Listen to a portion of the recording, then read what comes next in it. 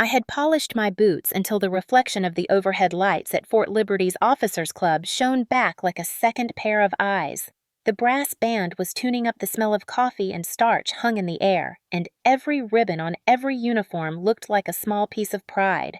I stood at attention in front of the podium, feeling the weight of 10 years of service behind me and the calm certainty that this was supposed to be the proudest moment of my life.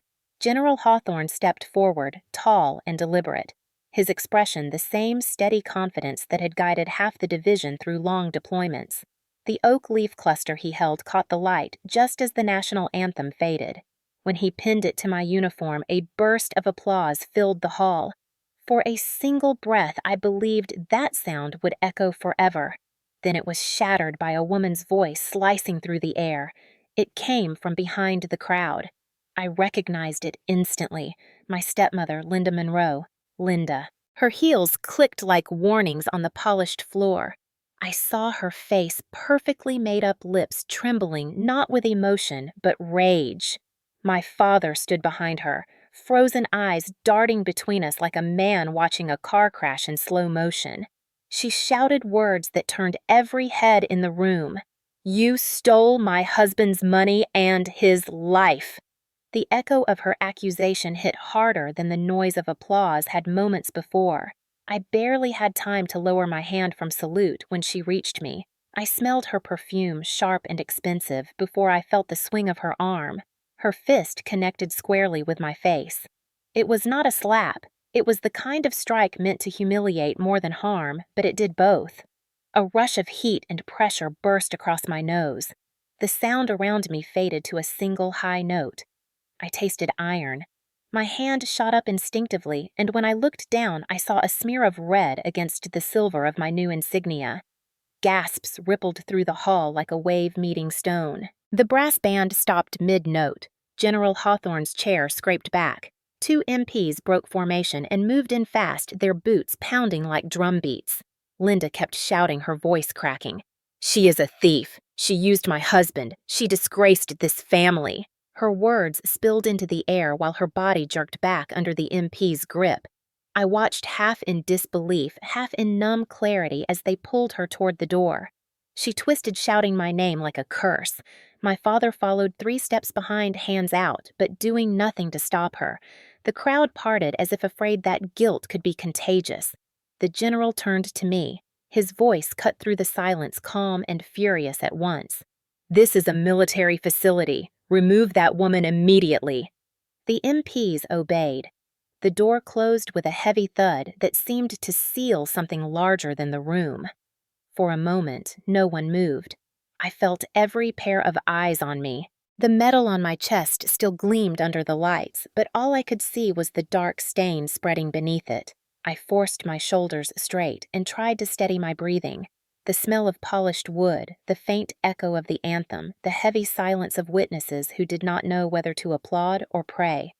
Someone brought me a towel. Someone whispered, "Are you all right, Captain?" But my voice would not come. General Hawthorne placed a hand on my arm. His tone softened. "Captain Monroe, you will go to the medical unit. We will take care of this." I nodded once stiffly. The MPs escorted me out another door to avoid the reporters who had come for the ceremony.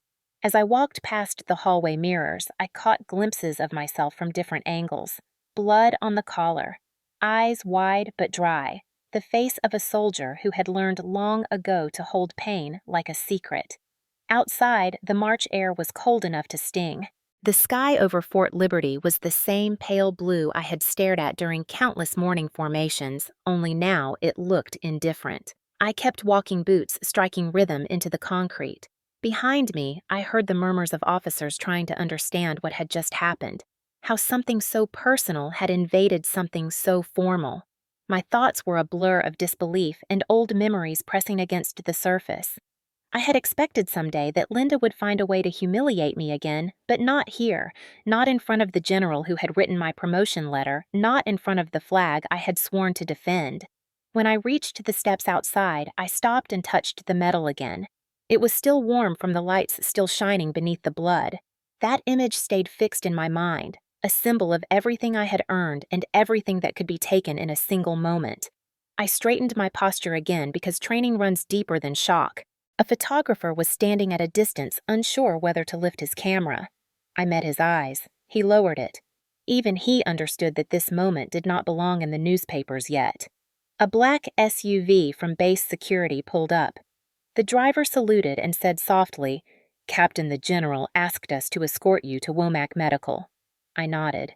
My nose throbbed with each heartbeat, but I felt strangely calm. The adrenaline had turned to cold focus. Inside that quiet ride, I thought about my father's face, the way his mouth had opened, but no words came out. The same silence I had known since I was 12. I pressed the towel gently to my face and whispered to myself the words that had carried me through deployments and endless nights.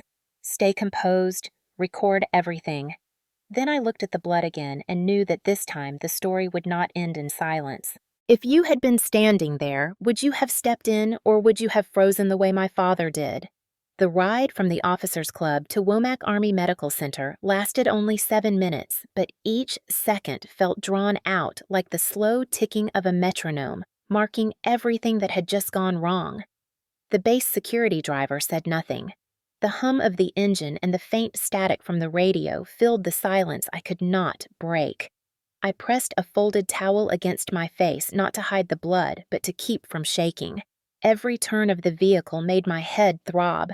I stared out the window at the parade field where young recruits were drilling their voices rising in perfect cadence. Life on base continued as if nothing had happened. That was the strangest part of trauma, how normal everything else remained. At the emergency entrance, fluorescent lights glared down like interrogation lamps. The smell of antiseptic mixed with the faint tang of coffee from a vending machine. A nurse with a crisp uniform and calm eyes guided me inside. Dr. Paula Nguyen entered moments later, short dark hair tucked under her cap, her tone gentle yet precise. "Captain Monroe, sit still, please." She examined the bridge of my nose, prodded lightly, then nodded to an assistant. "Small fracture, nothing displaced. You will heal fine, but you need rest." Her words were clinical measured, but they hit deeper than she knew. I had spent my adult life being told to push through pain that discipline outranked emotion. Now my body refused to obey that old command. As she taped a splint across my nose, I watched her hands move efficiently steady as a metronome. I wanted that steadiness inside me. The door opened again and General Hawthorne stepped in. The medical staff stiffened. He waved them off gently and stood beside the bed. His uniform was immaculate, not a crease out of place, yet his eyes showed a quiet fury. "This incident will not be swept under the rug, Captain," he said. "The press will hear rumors, but you will not respond." "Do you understand?" I nodded. "Sir." "Yes, sir." He placed a small notepad on the tray. "Write down every detail while it's fresh. Let the investigation handle the rest." Then he lowered his voice. "You did nothing wrong. Remember that." When he left the room seemed to exhale. I stared at the notepad blank pages glowing under the harsh light. I tried to start with the time, the angle of the attack, the exact words she had said, but the pen felt heavy. The letters blurred. Shame has its own gravity. It pulls you inward until even breathing feels like confession. Through the thin curtain, I could hear another patient laughing with a nurse. Somewhere, a monitor beeped in rhythm with my pulse. I kept thinking of my father's face in that hall, the way he turned away instead of toward me. That image stung worse than the fracture. Later, a military police officer arrived to take a preliminary statement. He spoke carefully, keeping his tone neutral. "We'll transfer the report to CID for full review, ma'am." I thanked him formal and detached as if reading from a script. When he left, Dr. Nguyen returned with a small packet of pain medication and a note. "Rest 24 hours, minimal movement." I signed the discharge papers automatically. Outside, the air was cool, scented faintly with pine and jet fuel. I started walking back toward my quarters even though a car had been offered. Walking felt like the only thing I could control. Every step echoed the morning's discipline drills I had led for years. Left, right, left, right. Each footfall steadied me a little. Passing soldiers saluted politely, unaware of the ceremony's chaos. I returned the gesture without slowing down. My barracks room was spotless the way I had left it. A single framed photo of my graduation from UNC Chapel Hill sat on the desk beside a folded flag. I sat down, removed the towel, and looked at myself in the mirror. The swelling had already started. The bruise would bloom by morning. I remembered Linda's words, that accusation about money. It was not random. She must have known something. My chest tightened, not from pain, but from realization.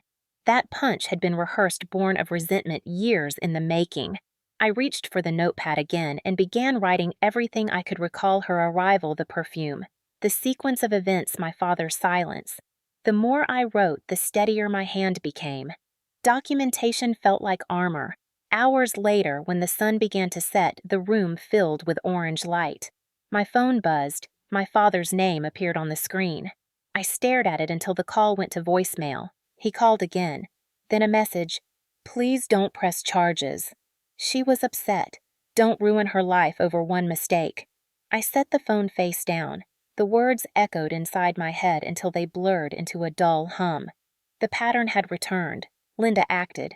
He excused. I absorbed. Only this time the consequences had witnesses. I walked to the small window and looked toward the distant parade field where the flag was being lowered for the evening.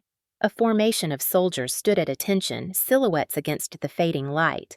Watching them, I felt a pull between duty and exhaustion. The army had taught me that composure was strength, but what if silence was just surrender disguised as discipline? My reflection in the glass stared back: uniform, perfect face, bruised eyes, unreadable. That image told me the truth. I had spent my life keeping order so no one else would have to face chaos. Tonight, I would let the chaos in just long enough to understand it. I turned on the small desk lamp and kept writing until my wrist ached. Each line stripped another layer of shame. The fear that this incident would define me began to fade, replaced by a colder, clearer determination. Tomorrow, I would report again to the general's office. Tomorrow, I would hand over the record, and from there, the silence that had protected them for years would finally start to break. Somewhere deep inside that exhaustion, a memory stirred: the smell of fried eggs and ironed uniforms, my father's laughter before Linda entered our lives, and with it came the first flicker of a flashback waiting to surface. The night outside grew darker, and the base lights flickered on one by one, small stars of order against a field of uncertainty. I closed the notebook and whispered to no one. This time, I won't look away. The smell of antiseptic in the medical wing had stirred a memory I had buried under years of uniform starch and silence. Fayetteville, North Carolina, back when I was 12. The summer air had been thick with honeysuckle and engine oil, and our small house off Skibo Road vibrated every time military jets passed overhead from Pope Field. My father, Richard Monroe, used to tell me the sound of those engines was the sound of freedom. That was before freedom started sounding like footsteps in our hallway. My mother had died that spring after a long illness, leaving the house too quiet. My father met Linda a few months later at the base clinic. She was a nurse, efficient and smiling. In that way people smile when they already see the outcome of a conversation before it begins. Within a year, she had moved in her perfume, replacing the scent of my mother's lavender soap. The first time she called me sweetheart, it felt wrong too, practiced. She brought new rules, little ones at first: curtains always drawn, no shoes by the door, no talking during the evening news. My father said she was helping him stay organized. Organization became her weapon. By the time I turned 13, she managed every bill, every grocery list, and soon, every decision. I remember the day she convinced him to put my college fund into a new account for better interest. I didn't understand it then, only that my mother's name disappeared from the papers and Linda's appeared in its place. The following week, she cleaned out my mother's closet, folded the clothes into boxes, and donated them without asking. When I objected, she said discipline means letting go of what holds you back. I stayed quiet because my father's eyes were tired. He worked double shifts at the motor pool, always saying the right thing would be to keep peace in the house. Peace meant silence. Silence meant survival. I started spending more time at school, joining every club that would keep me out of the house. At 14, I met an ROTC recruiter who visited our class. He handed me a brochure with the words "Lead, Serve, Achieve" printed across a photo of cadets saluting the flag. I brought it home excited, and Linda laughed. She said the military was for boys who liked shouting at the sky. When I told her I wanted to apply for the scholarship, she tore the brochure in half and threw it into the sink. My father said nothing. That night, I sat on the porch listening to crickets while she scolded him through the kitchen window, her voice sharp, accusing him of encouraging me. The next morning, he apologized to her, not to me. At 16, I found a part-time job at a diner near Yadkin Road. I saved every dollar in a jar hidden under the loose floorboard in my closet. One afternoon, Linda discovered it. She called it childish and poured the coins into her purse. "You should contribute to the household," she said. I wanted to scream, but my father came home right then, carrying flowers for her. The sight stopped me. That was the moment I learned how easily love can be used as a leash. Senior year of high school, I applied for the ROTC scholarship without telling them. When the acceptance letter arrived, she intercepted the mail. I only found out when my recruiter called to confirm my attendance at the orientation. She denied knowing anything about it, but her smug smile said otherwise. I confronted my father. He looked away and said, "Maybe it's for the best." I packed that night. No dramatic goodbyes, just a small duffel bag, my mother's photo tucked between uniforms from the thrift store and the bus schedule to Chapel Hill. Linda watched from the doorway, arms crossed. "You'll be back," she said. "The world is harder than you think." Her voice followed me all the way to the station. On that bus, I promised myself that the next time I wore a uniform, it would be mine to earn, not hers to control. Years later, during basic training, I realized every command I followed, every line I drew perfectly on my bedsheet, was an act of defiance against her. Control is earned, not taken. Sergeant Porter's voice would repeat that phrase years later, but it had already been carved into me by Linda's lessons in manipulation. I sent letters home during my first year at UNC Chapel Hill's ROTC program, polite updates without emotion. Sometimes my father responded with short notes about the weather or base news. Linda never wrote. I assumed she had achieved her victory by absence. Then, near graduation, I received a letter from a Fayetteville bank addressed to my dorm. It stated that the family trust had been closed the year before, and the remaining balance transferred to a joint account under Richard and Linda Monroe. My mother's savings gone. I read the letter 3 times, folded it neatly, and placed it between my textbooks. That night, I went for a long run across campus until my lungs burned. Anger was easy. Acceptance took years. I didn't call them again. When my first deployment orders came for Kuwait, I mailed one final note: "I'm safe. Do not send money. Do not contact me." I signed it simply as T. Monroe. For the next decade, our connection was reduced to silence. Still, every time I saw a woman with manicured nails and perfume that smelled like roses, I thought of Linda. And every time I transferred part of my paycheck into my father's account, I told myself it was repayment for the peace I had stolen from him by leaving. I had no idea she was still using that peace to build her own comfort. I didn't know that the trust fund I had long forgotten would become the weapon she'd aim at me years later in front of the entire command staff. Sitting now in my quarters at Fort Liberty, my face bruised, that memory returned with clarity so sharp it felt like another wound. The cycle had begun in that small Fayetteville house and followed me across continents, waiting for the right stage to finish its act. The stage had been my promotion ceremony, and this time the curtain had lifted for everyone to see. The first morning of ROTC at the University of North Carolina, Chapel Hill, smelled like dew and disinfectant. Rows of cadets stood stiff and uncertain under the gray dawn. I remember thinking that discipline had a scent part sweat and part determination. Sergeant Elaine Porter paced in front of us, a force of nature in pressed fatigues. Her voice cut through the air like a blade. "Control is earned, not taken." She said it once, and it lodged inside me like a seed. Every order after that felt like water to make it grow. I was 18 small compared to most recruits, but stubbornness made up for what muscle lacked. Porter noticed. She tested me relentlessly, extra lapse inspections, twice as long questions I wasn't supposed to answer quickly. When I finally did, she nodded slightly approval, given not in words, but in less punishment. I learned that respect in uniform was silent currency paid through sweat. The cadence of drills replaced the chaos of home. For the first time in my life, I could predict the next command. It felt safe. Each push-up, each dawn formation was a step further from Linda's voice. Letters from home came rarely. My father wrote polite notes, updates about weather or base closures. There was never mention of her. I didn't ask. I poured everything into training. By senior year, I was leading morning runs, shouting commands that echoed across the stadium. The younger cadets called me Iron Tessa. I didn't feel iron. I felt human for the first time, molded but not broken. When graduation came, Porter handed me a small coin engraved with the ROTC crest. "You'll lose plenty in this job," she said, "but never lose this. It's the reminder that you built yourself." That night, I stood by the campus fountain watching the reflection of fireworks. My classmates laughed and took photos.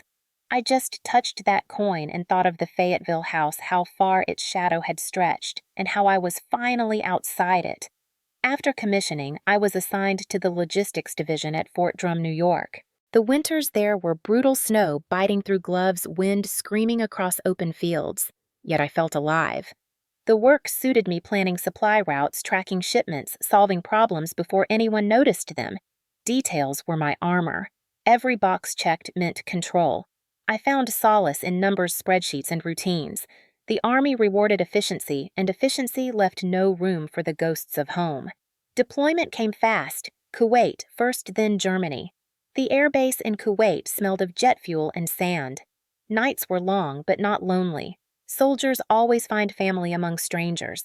I learned how to lead convoys through desert roads under a heat that turned metal soft. My team called me steady as a compass. I wore that label proudly. From Germany, I mailed money home every month, believing my father still needed help. He never said thank you, only sent brief messages through official addresses. At the time, it didn't bother me. I was too busy building a career, too proud to admit I still hoped for acknowledgement. The Army filled that gap. Rank came slowly but surely. By my late 20s, I made first lieutenant. My life became a rhythm of deployments and returns, airports and barracks, never the small-town quiet of Fayetteville again. During one rotation in Bavaria, I received a letter with no return address. Inside was a photo of my father at a local veterans event, standing beside Linda. Her smile was the same, practiced and immaculate. On the back, in her handwriting, were 4 words: "You still owe us." I folded it carefully and stored it in my footlocker, pretending it meant nothing. But that night, I couldn't sleep. I wondered if she somehow knew about my savings account, the modest fund I had been building for a future apartment, maybe even a place of my own. The thought unsettled me, yet I refused to let fear rewrite my focus. I threw myself into work harder. After each mission, I documented everything, learning to trust evidence more than emotion. The discipline paid off. 10 years after that first day under Sergeant Porter's command, I received promotion orders to captain. The letter was signed by General Hawthorne, whose reputation for fairness was almost legend. I had served under officers who admired him from a distance. To receive his signature felt like validation carved in ink. The day I read it, I visited Porter at Fort Lee, where she was instructing new recruits. She looked at my uniform, at the insignia waiting to be pinned. "Knew you'd get there," she said, lighting a cigarette outside the mess hall. "You're one of those who never forget the lesson, even when it hurts." I told her about the deployments, the long nights, the systems that never failed me because I refused to fail them. She smiled faintly. "That's control, Captain. Don't let anyone convince you it's pride. Pride breaks. Control bends and returns to shape."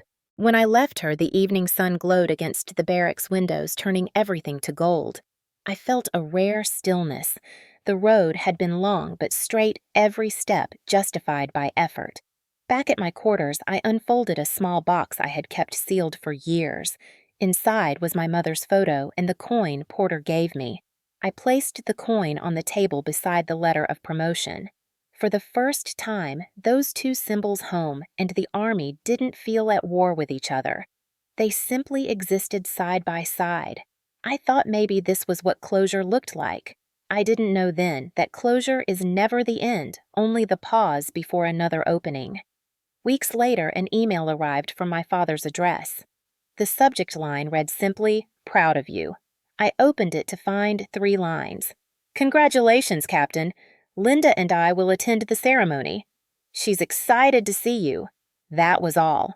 No explanation for years of silence, no hint of apology. Just assumption, entitlement disguised as affection. I stared at the screen until it dimmed. Somewhere deep inside, the instinct I'd learned under Porter's voice whispered caution. Control is earned, not taken. I tried to believe it still held true. I responded with formal courtesy, nothing more. Thank you. The ceremony will be held at Fort Liberty. You're welcome to attend. I pressed send, knowing that invitation would open a door I had once sworn closed. The soldier in me wanted order. The daughter in me still hoped order could heal chaos. Both were wrong. 6 months before the promotion ceremony, the North Carolina sky had just started to thaw from winter when I received my father's call. The sound of his voice after so many years was hesitant, like a man knocking on a door he wasn't sure he was welcome to open. Tessa, he said softly. Linda wants to make amends. She's been reflecting. She knows she was hard on you. I listened in silence, my thumb tracing the edge of my coffee mug, the bitterness of the brew grounding me more than his words. He kept talking, filling the pauses with practiced warmth. She regrets what happened when you were younger. She wants to come to your ceremony to see how far you've come. I could almost hear the script she'd written for him. I didn't answer right away. The line hummed with static, carrying across years of silence that felt heavier than distance. Finally, I said I'll think about it. After hanging up, I stared at the photo of my team on the shelf above my desk. People who had bled and laughed beside me, who had no idea that the battle waiting for me wasn't in the field, but in the space called family. That night, as the barracks lights dimmed, I opened the drawer where I kept Porter's coin. Control is earned, not taken. The words echoed again. Maybe forgiveness was another form of control. Maybe letting them come would prove I was no longer afraid. The next morning, a letter arrived at my office mail drop. The envelope was cream-colored, faintly scented with the same perfume that once filled every room in our Fayetteville house. Inside was a note written in Linda's looping handwriting. Tessa, I've made mistakes. I want to see you shine. Let's start over. She had enclosed an old photo of me at 15, wearing my first mock uniform, smiling awkwardly. Her signature at the bottom curved into a flourish that looked more like ownership than apology. I left the letter on my desk for 3 days before showing it to Sergeant Porter. She read it twice, her jaw tightening. You know manipulation when you see it, she said. Forgiveness is a gift you give yourself, not them. She's not asking to reconcile, she's asking for access. I knew Porter was right, yet part of me still wanted to believe people could change. Maybe Linda was older now, maybe the years had humbled her. Maybe my father finally understood what silence had cost. Hope is the last lie we tell ourselves before experience catches up. Against my better judgment, I called him back and said they could come. His relief poured through the phone. Thank you, sweetheart. You'll see it'll be different this time. I doubted that, but said nothing. A month later, a package arrived from Linda. Inside was a pale blue scarf with a note, to wear after the ceremony, a color of peace. I folded it back into the box and set it aside. The gesture was too polished, too rehearsed. She was preparing an audience, not an apology. Still, I sent a formal invitation through official channels.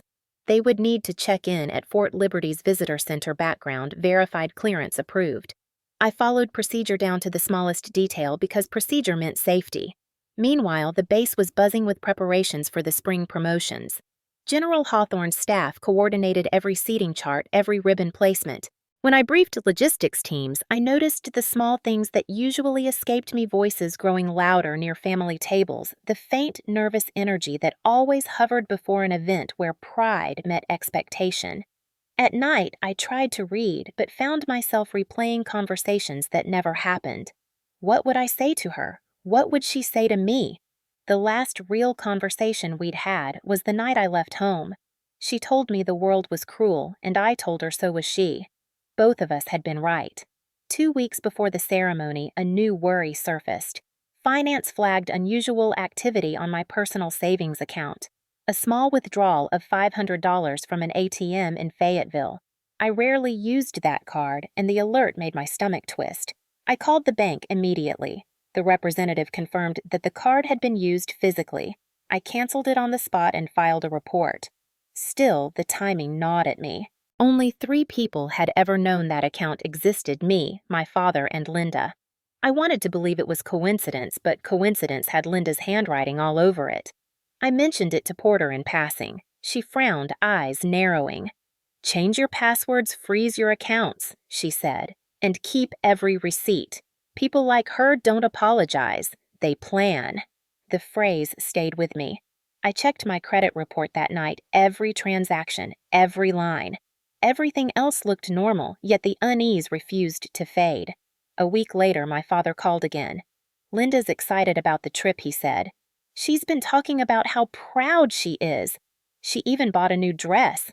I tried to sound casual. "That's nice, Dad. Remember to bring your IDs." He chuckled nervously. "Of course. She's really looking forward to seeing you."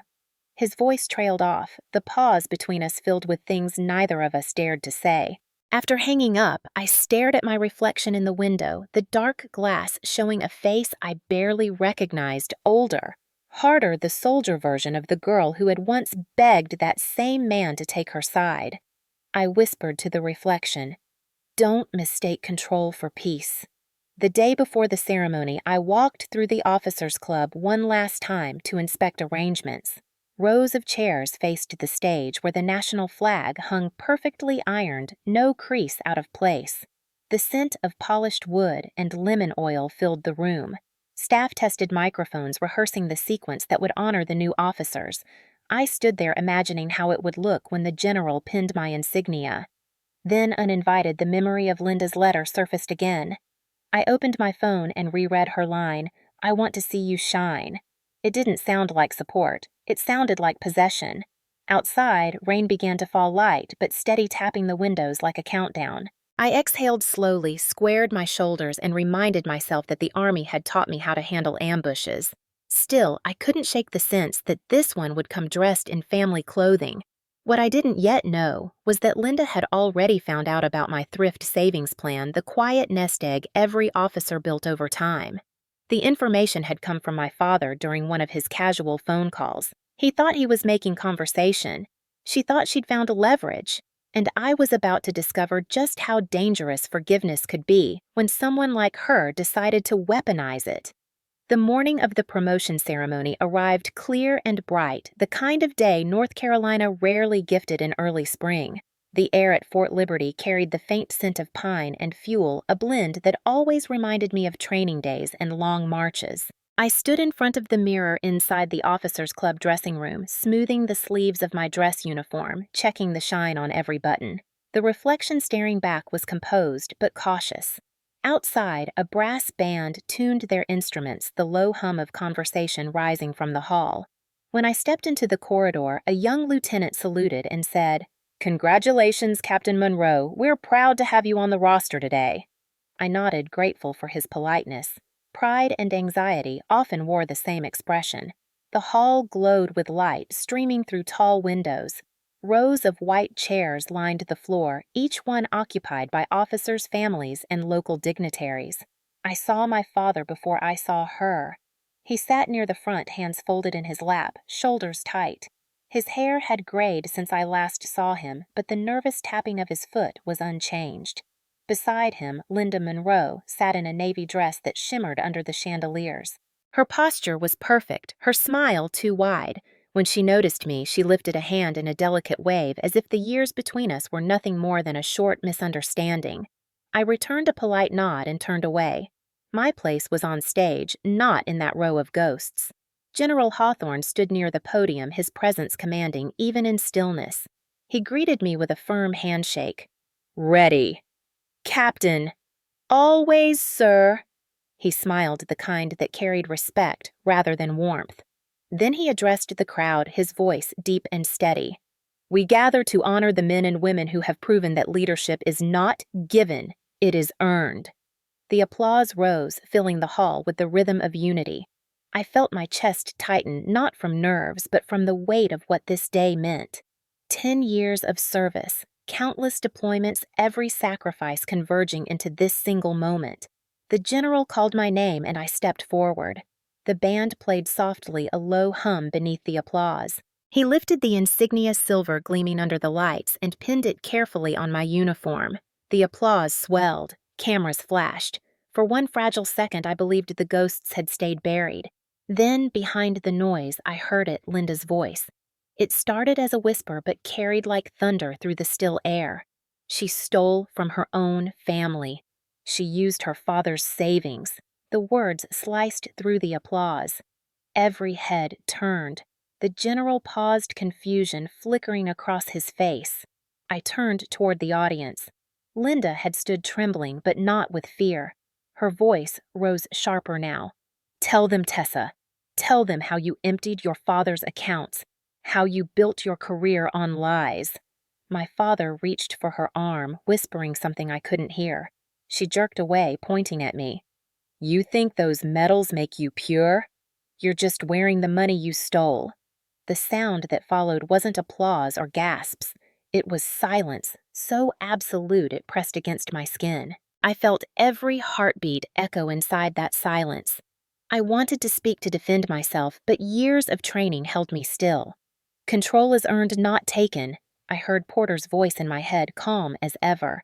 But then Linda moved forward, heels striking the floor like gunfire. Security shifted uneasily at the sides of the room.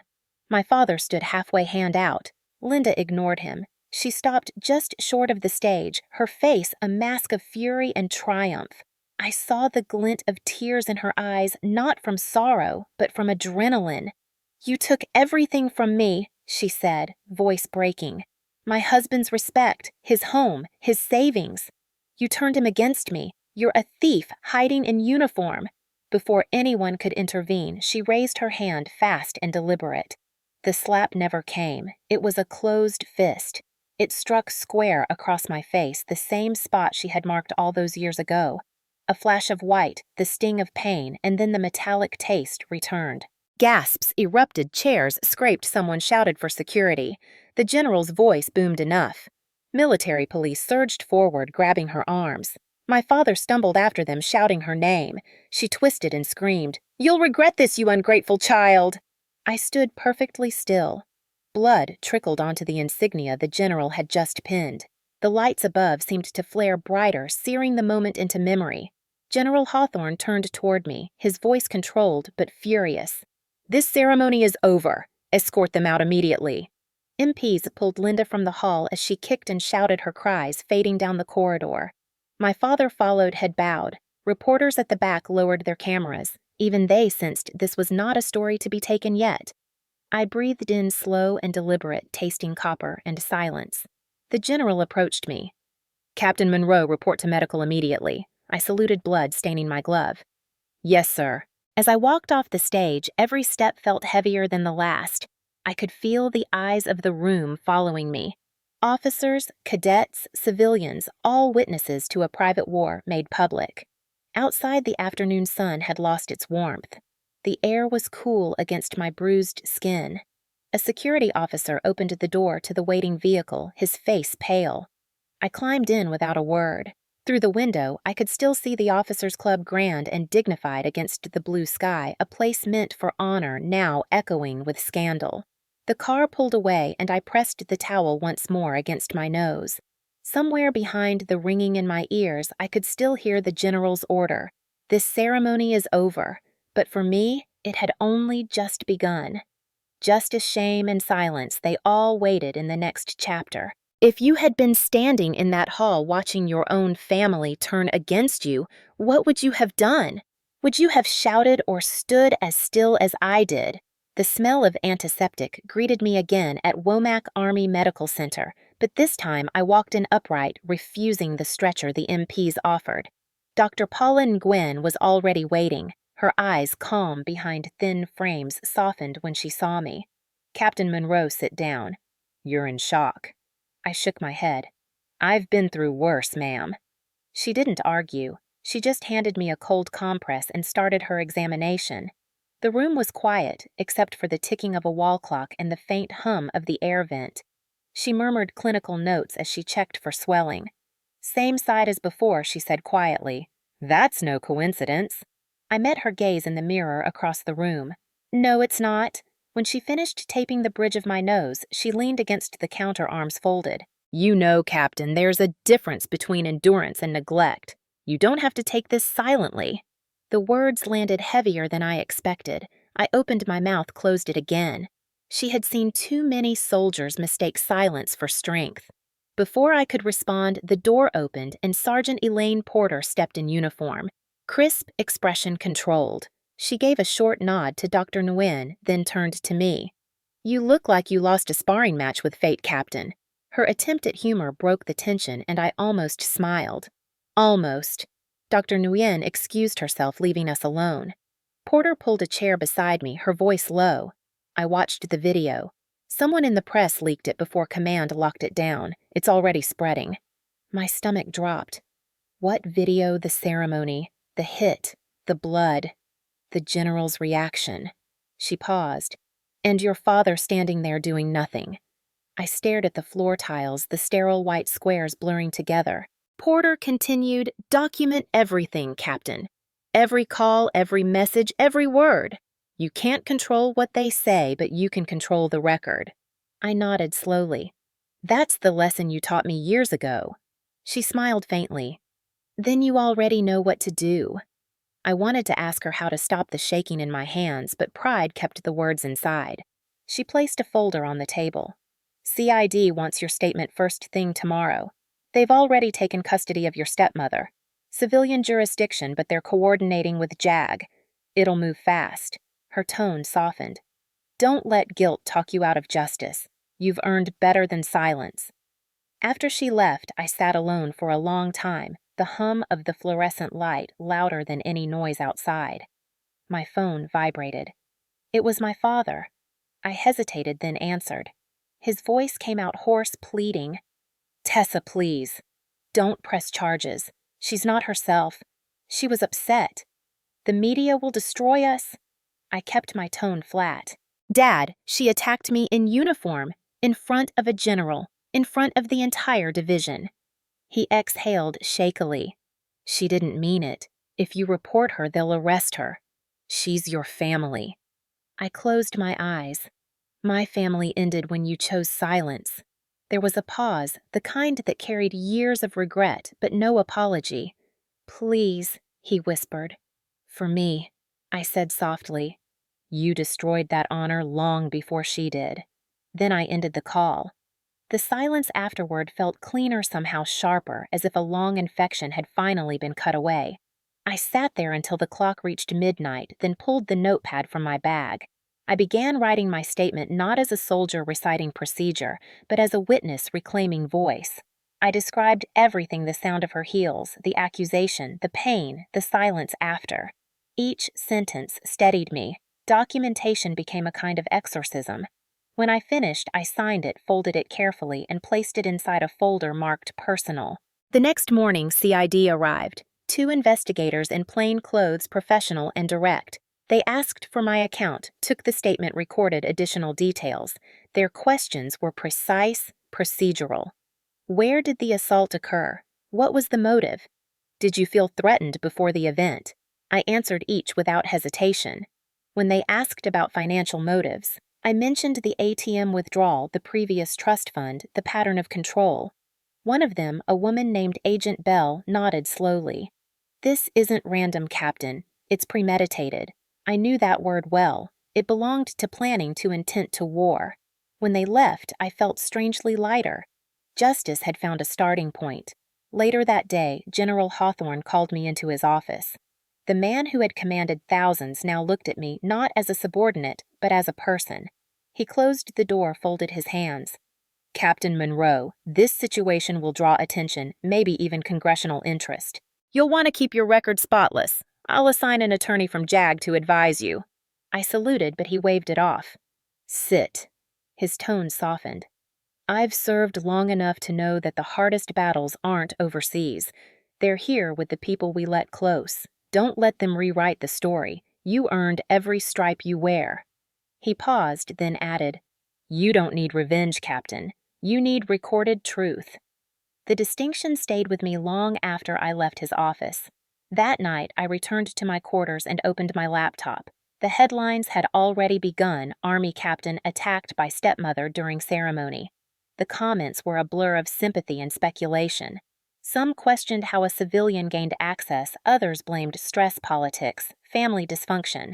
I scrolled until my chest tightened. Then I closed the browser and sat still. Outside, Fort Liberty was quiet except for distant marching. The rhythm reminded me that life goes on even after disgrace. My reflection in the window looked different now. Stronger, colder. I whispered Porter's words again: control is earned, not taken, and realized for the first time I finally understood them. Control wasn't about silence or obedience. It was about choosing how to respond when the world expected you to collapse. I took a deep breath, straightened my back, and began typing an email to my assigned JAG officer. Subject line: official statement and supporting evidence. Before sending, I added one last line beneath my signature: I will not stay silent this time. The click of the send button was small, almost insignificant, but it sounded like the first note of a new anthem. The investigation unfolded with the precision of a military drill, every detail logged, every document verified. CID worked quietly but thoroughly. Their presence at Fort Liberty felt in every hallway conversation. The hum of secrecy surrounded me as if the base itself held its breath. I spent the following week alternating between official statements and physical therapy for my nose. Each appointment felt less like recovery and more like ritual, the routine of someone learning to live with new scars. Agent Bell visited again, bringing a stack of papers and a small voice recorder. She set them on my desk. Captain Monroe, we obtained financial records from the family trust. I signed a release form to let her continue. She opened the folder and slid one sheet toward me. It showed transfers from a joint account labeled R. Monroe and L. Monroe to an account under my name that I had never seen before. $42,000 in total moved gradually over 2 years. Someone had forged my authorization. Bell's voice was calm but firm. Your stepmother withdrew funds using your old ROTC information. She filed under your Social Security number. The transactions were disguised as reimbursements.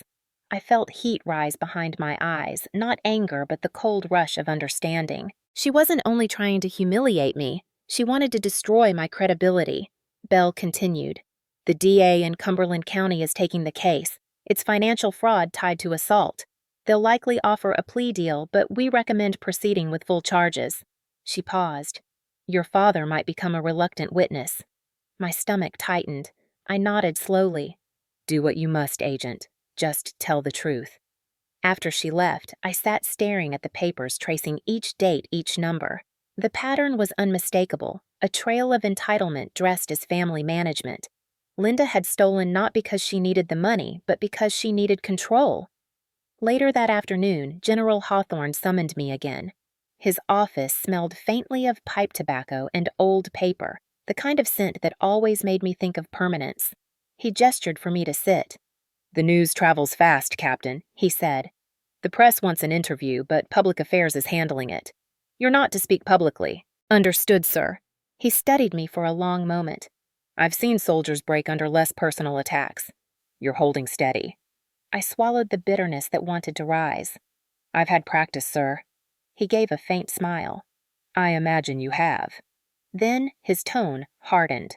I also spoke with CID. They mentioned a civilian witness statement from your father. He's conflicted but leaning toward cooperation. That's progress. I didn't answer. He tapped a folder on his desk. I've been in command long enough to recognize patterns. Families like this, they operate in silence until one person decides enough. You've decided. Don't doubt that choice. He stood, signaling the meeting's end. Before I left, he added quietly, The Army doesn't forget integrity, Captain. Remember that when the headlines fade. Outside his office, I paused by the framed photos of past ceremonies, rows of soldiers smiling beside proud families. For the first time, I didn't envy them. Appearances had never been truth. They were camouflage.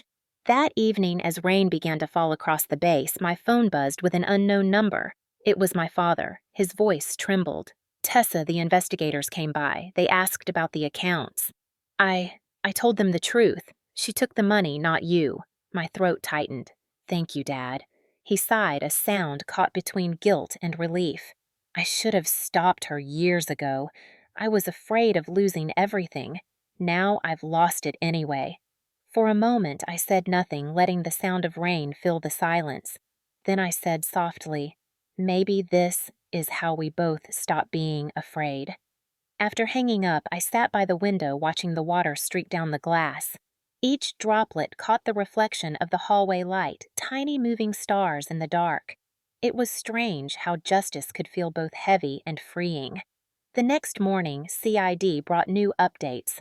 They had traced Linda's communications emails to acquaintances bragging about her influence over her husband and her clever plan to reclaim what she called family money.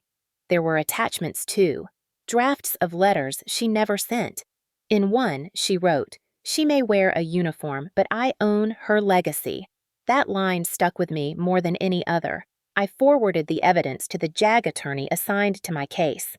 Lieutenant Avery Kemp Sharp and unflinching called me within the hour. "Captain Monroe, this gives us everything we need. We'll file a dual-claim financial fraud and assault on a service member within a federal installation. The combination will make prosecution straightforward." She hesitated, then added, "Are you ready for the trial?" "It'll be public." I straightened in my chair.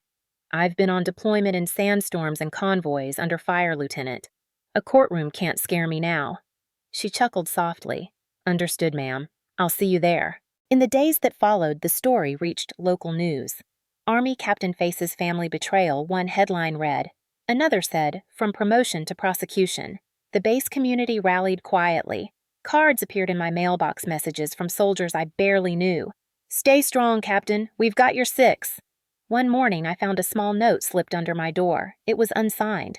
It said simply, "You've restored dignity to more than yourself." I kept it tucked inside my notebook. Meanwhile, Linda's defense began its predictable spiral. Her lawyer claimed she acted out of stress and emotional trauma, that years of military life around her husband and stepdaughter had left her feeling isolated. The term she used was secondary PTSD. The accusation turned my stomach. When the press asked for comment, the Army declined, but General Hawthorne issued a brief statement. "The United States Army holds its officers to the highest standard of conduct both in service and under attack." Captain Monroe exemplifies that standard. Reading it in the paper, I felt something shift. For once, the narrative wasn't being written by those who wanted to control it. Late one evening, Porter stopped by my quarters. She handed me a folder of notes she'd been keeping, quietly observing how the unit had responded. "Most people here respect you more now," she said.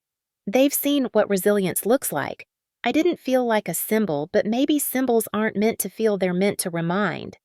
As she left, she looked back with that same knowing expression she'd worn years ago. "Don't confuse calm with defeat, Captain. Calm is where strategy lives." I nodded, realizing she was right. Justice wasn't about vengeance anymore. It was about proving that truth once documented couldn't be erased. When she was gone, I turned off the lights and stood in front of the mirror. The bruising had faded, leaving a faint mark that caught the glow from the lamp. I touched it lightly. It no longer felt like shame. It felt like evidence. Fayetteville District Court smelled faintly of dust and coffee when I stepped inside that morning. The walls were the color of old paper lined with plaques that whispered of justice long practiced but rarely personal. Outside, reporters gathered in a loose circle, murmuring into cameras their words carried by the spring breeze. "Army Captain faces her stepmother in court," one of them said, as if the title alone could capture everything this meant. I ignored them. My uniform felt heavier than usual, not from rank, but from memory. The courtroom was small but crowded, filled with veterans, local residents, and a handful of soldiers who had come quietly to show support. Sergeant Porter sat in the back row, her hands clasped, expression unreadable. When the bailiff called the session to order, the hum of conversation dissolved into silence. Linda entered with her attorney, wearing a pale suit and forced composure. She looked older than I remembered, but the defiance in her eyes was unchanged. My father followed a few steps behind, shoulders bent, avoiding my gaze. I sat at the prosecution table beside Lieutenant Kemp, who adjusted her notes with surgical precision. The district attorney, a calm man named Jonathan Myers, leaned toward me. "Stay steady, Captain. Truth carries its own gravity." The proceedings began. The judge, an older woman with clear gray eyes, addressed the jury. This case involves allegations of financial fraud and assault on military property. We will proceed with evidence and witness testimony." Linda's attorney was first to speak. He painted her as a woman overwhelmed by emotional distress, citing family tension and an impulsive act born from years of misunderstanding. I watched her nod along rehearsed sympathy painted across her face. Then came our turn. Myers stood straight-backed. "Ladies and gentlemen of the jury, this is not a story of misunderstanding. It is a story of control of deception sustained over years, culminating in a public act of violence that sought to humiliate a woman for achieving independence." He gestured toward me. "The evidence will show financial theft, manipulation, and physical assault, all committed with clear intent." His voice was calm, confident. When he sat down, my pulse slowed just a little. The first witnesses were CID investigators. Agent Bell presented the financial documents, the forged authorizations, the email drafts where Linda boasted of her plan.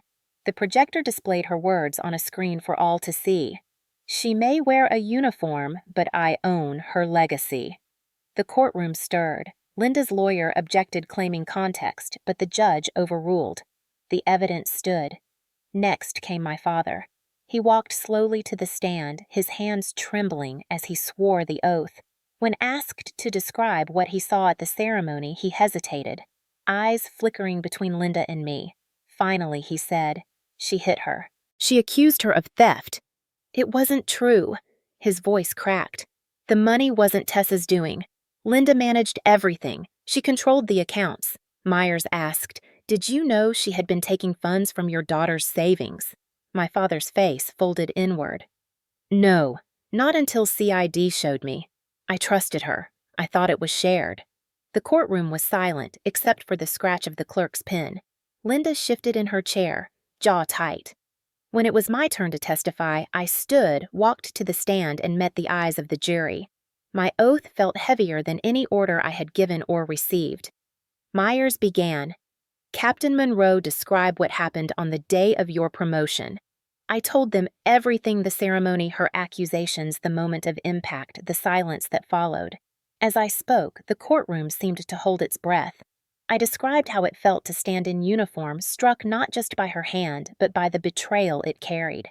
I told them how the blood on my insignia wasn't just mine. It was every unspoken word I'd swallowed for years. Myers let the silence sit before asking, "And how did you respond?" I said quietly. "I reported it. I chose procedure over rage." The judge watched me closely. A flicker of approval passed through her eyes. When I stepped down, I felt lighter, as if each word had returned a small piece of dignity. The defense called Linda. She walked to the stand head high. Her attorney's tone was gentle. "Mrs. Monroe, what were you feeling that day?" She clasped her hands dramatically. "I was desperate. I thought she had taken my husband's money. I wanted answers. I didn't mean to hurt her." The words sounded rehearsed, each syllable polished. Myers approached for cross-examination. "Mrs. Monroe," he said evenly, "is this your handwriting?" He held up the printed emails. She hesitated. "Yes." "And is this your voice in the video recording obtained from the ceremony?" The courtroom screen played the clip, her shouting the accusation, the punch. Her expression crumbled. "You took everything from me," her recorded voice screamed. The jury watched in silence. Myers leaned forward. "That wasn't desperation, Mrs. Monroe. That was intent." She tried to answer, but emotion or performance overtook her. The judge called for order. When the recess was announced, I stepped outside the courtroom. The corridor was bright with morning light. Porter joined me silently, offering a small bottle of water. "You handled yourself like an officer," she said. "That's how truth fights back." When the session resumed, closing arguments sealed the air. Myers spoke first. "Justice," he said, "is not revenge, it's restoration. Today, you have the power to restore dignity stolen by deceit." The defense argued for leniency, painting Linda as fragile, but fragility is not innocence. The jury deliberated for less than 2 hours. When they returned, the judge's voice filled the room. "We find the defendant guilty on all counts. Sentence 6 months home. Confinement, restitution of $42,000 and mandatory counseling." The gavel struck once sharp as a salute. Linda gasped, eyes wide disbelief replacing arrogance. She turned toward me, tears streaming now. "I'm sorry," she whispered, but it sounded like habit, not truth. My father remained seated silent. When the judge adjourned, the room began to empty. Reporters hurried out, their whispers trailing behind. Porter caught my eye from the back row and nodded once. Outside, the sunlight felt different, brighter, cleaner. I exhaled for what felt like the first time in months. The cameras flashed, microphones extended, but I kept walking until I reached the steps. Standing there, I looked up at the flag waving above the courthouse. For years, I had saluted it as a symbol of country. Today, it felt personal, a banner reclaimed. Justice had spoken not with fury, but with order. I touched the edge of my bandaged nose, a reminder of both injury and endurance. Behind me, someone asked if I would forgive her. I didn't turn around. I only said, "My only debt was silence, and I've paid it in full." Would you forgive someone who broke both your trust and your bones, or would you let truth be the only answer left? The weeks after the trial passed in a strange quiet, the kind that felt both merciful and heavy.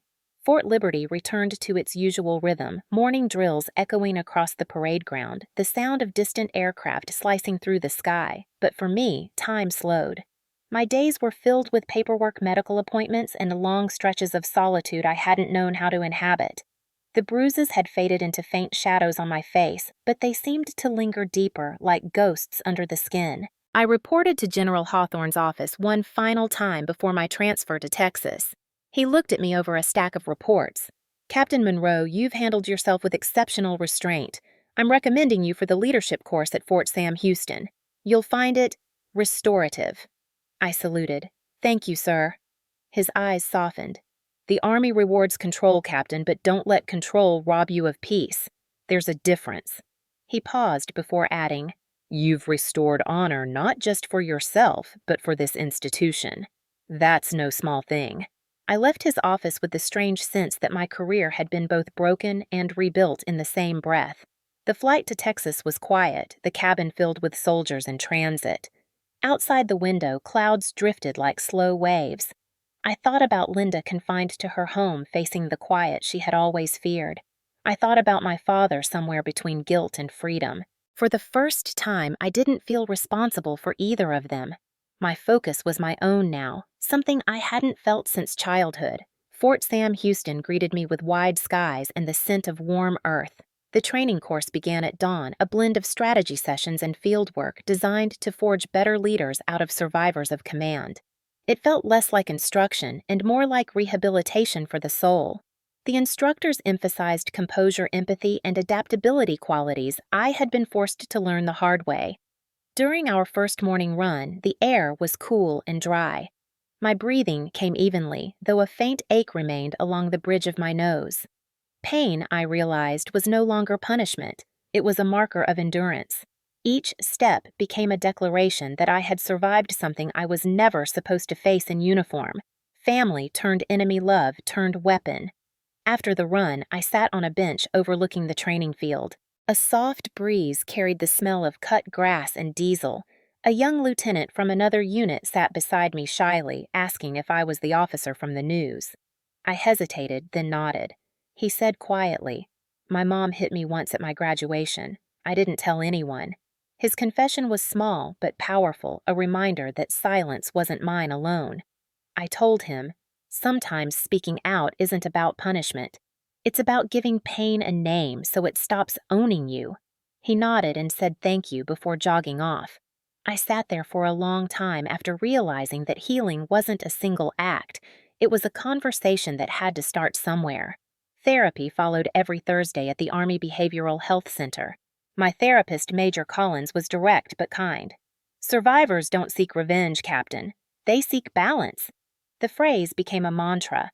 We talked about shame, about the need to control outcomes, about the habit of expecting betrayal before it happens. I learned that vigilance could masquerade as strength, but often hid fear. Healing meant loosening that grip. Outside the clinic, the world kept turning. Spring melted into early summer. I began writing in a journal documenting the days not with reports but with sensations.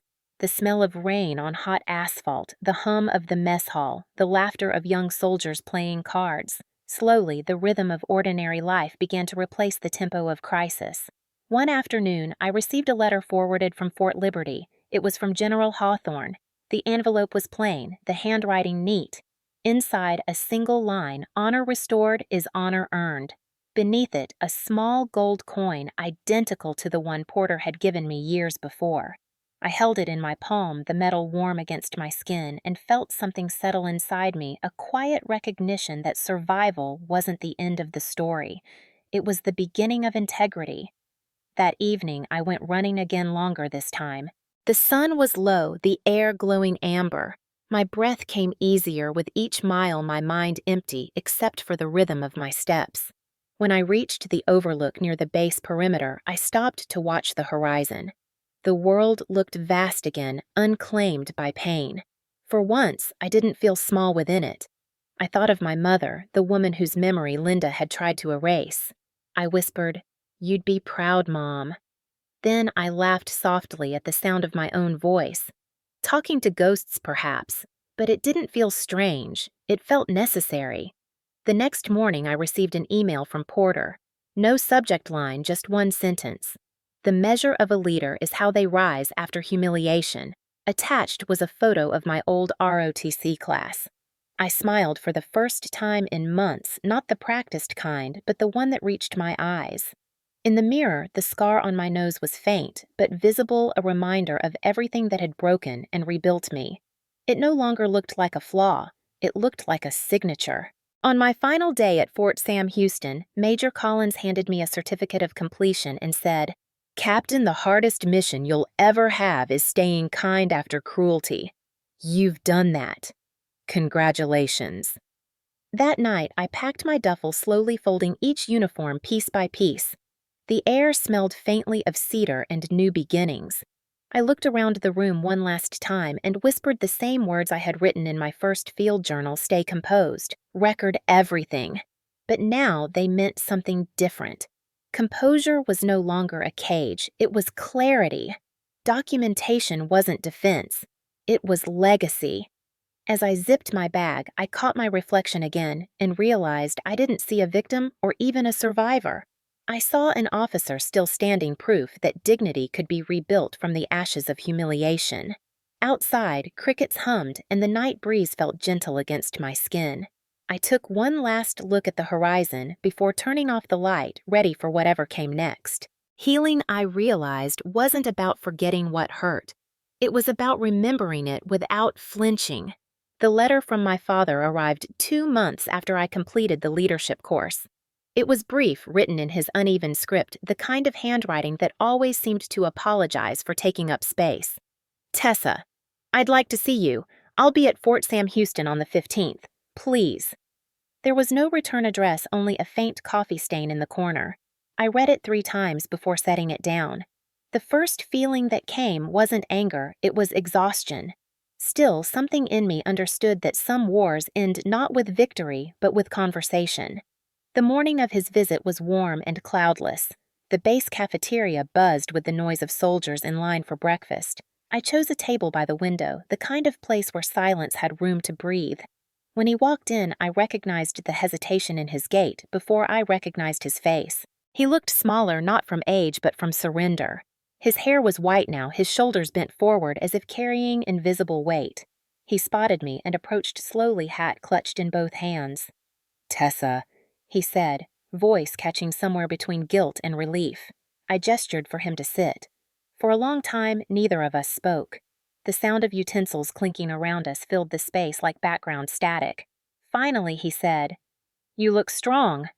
I smiled faintly. "Strength comes in different forms." He nodded, eyes fixed on the coffee in front of him. "I saw the coverage, the trial. You handled yourself better than I ever could have." His words felt honest, but honesty didn't erase history. "You could have handled it differently," I said quietly. He flinched. "I know. I was afraid." I studied his face, the fine lines etched deep from years of avoidance. "Afraid of what, Dad, her, or me?" He hesitated before answering. "Both. She threatened to leave if I defended you. Said she'd take everything. I told myself keeping the peace was protecting the family. Peace, I repeated, tasting the word like something foreign. You mean silence. He looked down. Maybe that's all I knew how to do. I wanted to stay angry to let the words wound him the way his inaction had wounded me, but the sight of him now fragile, remorseful, dimmed the fury. You let her define loyalty for you, I said, and I paid the price for it. He nodded, the motion slow, deliberate. You're right.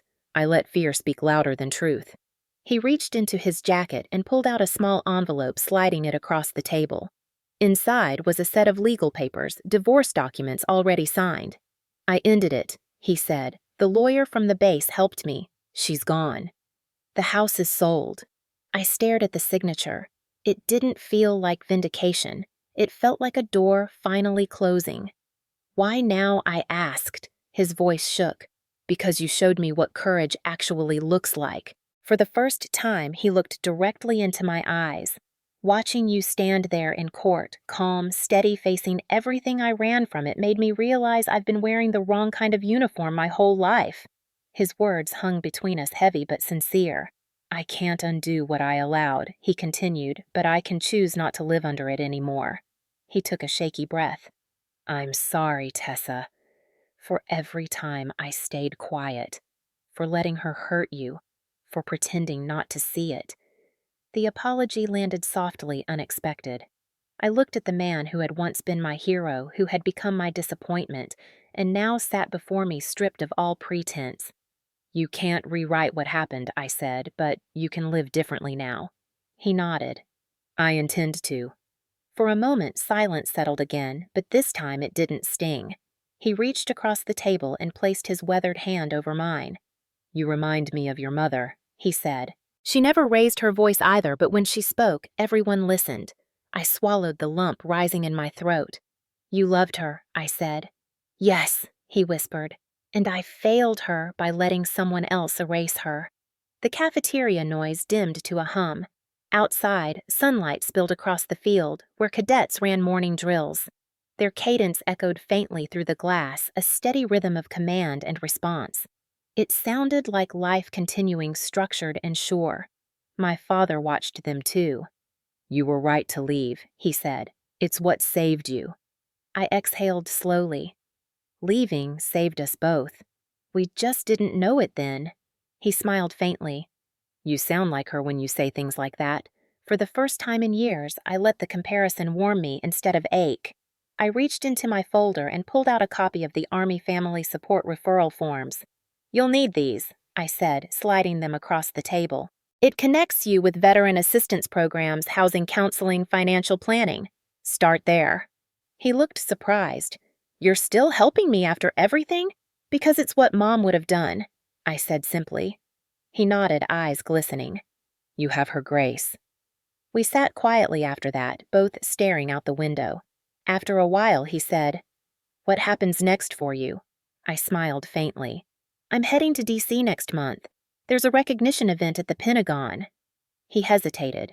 Will I be allowed to come? I looked at him for a long moment, weighing the years, the damage, the effort of repair. Finally, I said, You can be there, but this time you'll sit in the back and just watch. He nodded, understanding exactly what that meant. That's enough, he said. We stood. He started to salute awkwardly, but I stopped him. Just a handshake, Dad. His grip was firm, the kind that once guided me across busy streets when I was a child. For a second, I saw that version of him again before fear had shaped him into someone smaller. As he walked away, sunlight caught the edge of his hat the same way it used to when he stood in the driveway waving goodbye before each deployment. I watched until he disappeared down the path. The cafeteria felt lighter, almost quiet again. I gathered the papers he left behind, the proof of change, and tucked them into my folder. As I left the building, the wind picked up rustling the flags outside the entrance. They fluttered sharply in the bright Texas sky, snapping in unison. I stopped to watch them, letting the sound wash over me. It was the same sound that had once reminded me of freedom when I was a child sitting beside him on the porch. For the first time, it didn't sound like loss. It sounded like reconciliation. The morning of the Pentagon ceremony arrived crisp and blue, the kind of day Washington reserves for moments of reckoning.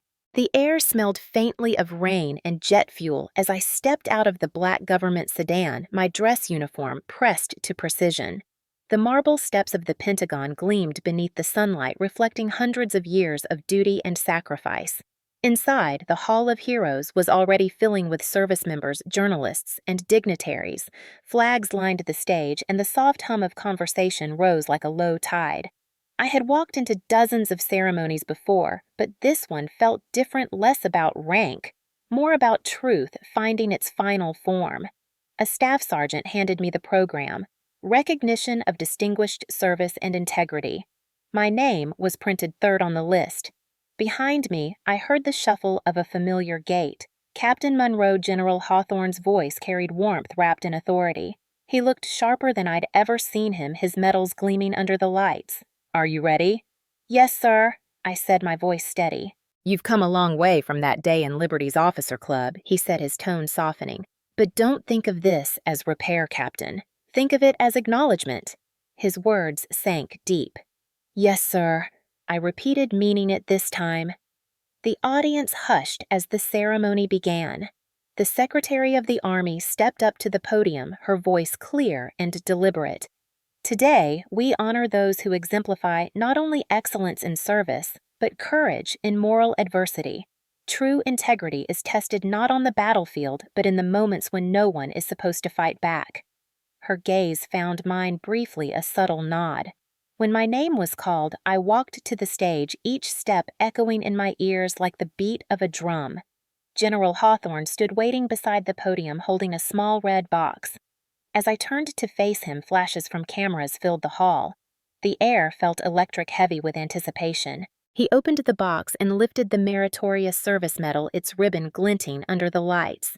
"Captain Tessa Monroe," he began, "for demonstrating exceptional integrity and composure in the face of personal and professional betrayal, and for upholding the honor of the United States Army under extraordinary circumstances." His words hung in the air, quiet but immense. As he pinned the medal above the spot where blood had once stained my promotion ribbon, a hush fell over the crowd.